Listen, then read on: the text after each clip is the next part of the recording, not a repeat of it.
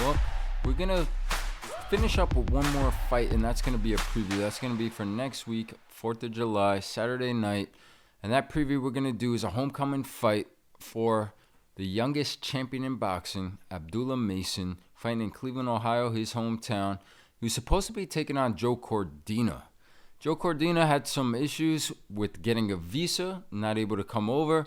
And a late-minute replacement is Albert Bell. Albert Bell has a nice record. He's 28-0, only 9 knockouts. That's about all I know about him. I know he was training for a fight coming up. He ain't young either no more. He's 33, I believe. He's 33 years old. He was training for a fight coming up, I believe, versus Andy Cruz. So he's been in the gym.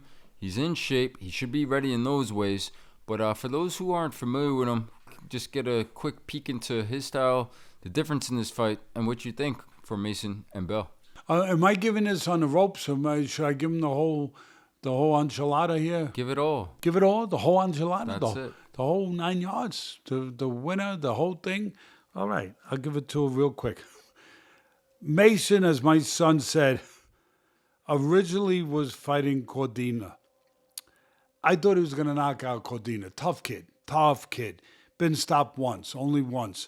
But a real tough kid, but a kid who engages, a kid who comes at you, a kid who, who's going to go and, sit in the trenches with you, and a kid who's going to allow an explosive young Mason, who I think after winning the title is only going to be better now. He's only going to be better. He's only 22 years old, like my son said. I think you win the title, you get 30% better. The old timers Cus would always tell me. And I've seen it.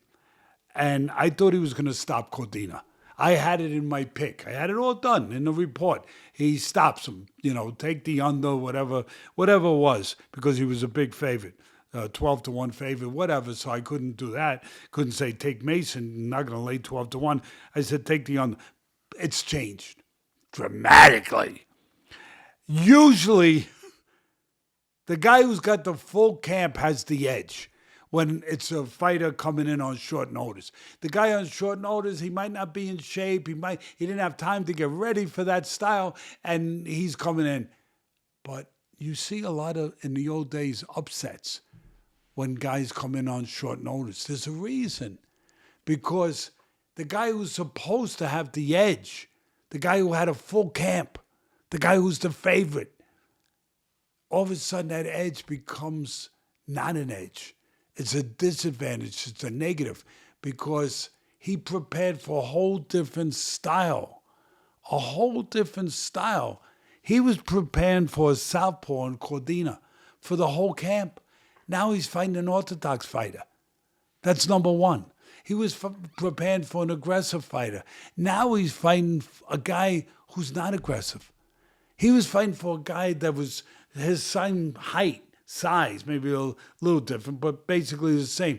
He's fighting a guy now who's 6 foot tall, a much taller guy who's got a really long reach.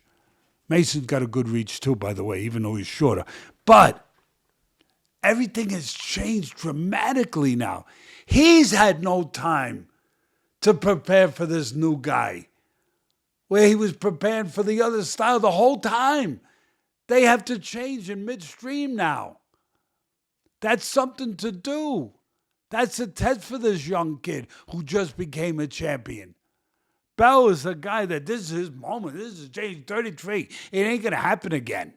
He's undefeated. He's got a difficult style. He fights on the outside. He knows how to fight. He's got good skills. He's not a big puncher. He don't have a lot of knockouts. But he's a guy that can catch your counters. He can keep you at the end of his jab. He can set trap. I mean, he's a guy that is, again, the complete opposite. You couldn't get more of a contrast in styles from who he was going to fight to who he's fighting now. Completely different. Guy who counterpunches, guy who fights tall, guy who's on that. You got to go look for him. You got to find them. You got to track them down. The pressure's on you now. Whole different style. The only thing about Bell that I didn't like was he's got great timing, great reflexes, really good, skilled fighter, and a difficult style because of what I just explained and described. but he drops his hands a lot. And he does go straight back. I'll tell you, Mason closes gaps fast. He's a quick, explosive son of a gun.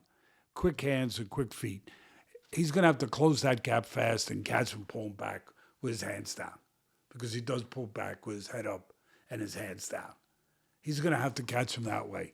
Because one thing about Mason, why I love him, every fight he looks for the knockout.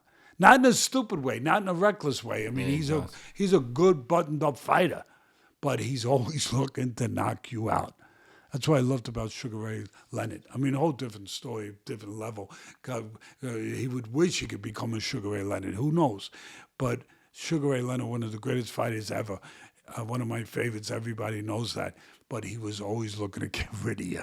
You know, I mean, yeah, he would outspeed you, he would out finesse you, he would out this, he would out, but he was a mean junkyard dog. This kid is always looking to get rid of you. He'll be doing that. He's got to be careful with this one, because when he's trying to get rid of him, if he reaches with this tall son of a gun, he'll get counted. Again, whole different style here. I was taking the under when he was fighting Cordina. No knock against Cordina. I explained it. I just thought that he was a perfect style for Mason, especially now that he's champ. He was going to show his stuff. And at home in Cleveland, he wanted to get that knockout. And I thought he was going to get it. Now I'm looking at over. Whatever the line, I don't know what the props are, but I'm looking for more rounds now. Yeah, the props aren't up yet. They only have the line listed, as you touched on in the lead-in. Mason is a big favorite. He's still over a 10-1 to 12-1 range favorite. Sure. But when the props come up, we'll have it. We won't have it in time to be able to talk about it here. But for the members over at TeddyOzBoxing.com, the ropes, you'll get the props, you get the pick, you get it all with the full report.